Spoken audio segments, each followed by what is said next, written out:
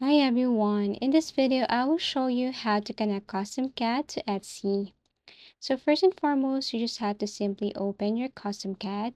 If you don't have one, then you can go to any web browser, type CustomCat, create an account here. So you have to click this, create an account. Basically, you can create an account by adding your first name, last name, email address, password, and then submit the code that they're going to send to your email. Choose the plan. For free, you can just choose the first one right here. Just click and it will take you directly to the CustomCat dashboard. So this is CustomCat dashboard. This is what it looks like. This is your account right here.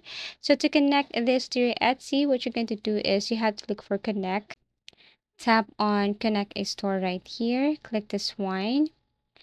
And it will take you directly to this. So you have to click this choose platform here. Tap this one. And it will take you directly to the following where you can see Etsy. Now, I strongly advise to log in your Etsy in the same tab.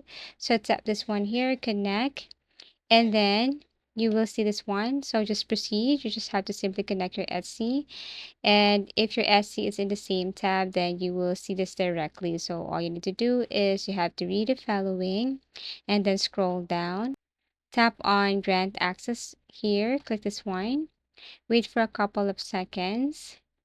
And then if you have connected or if you have logged in your Etsy in the same tab, then it would be easier. As you can see, I am now connected or my custom cat is not connected to my Etsy.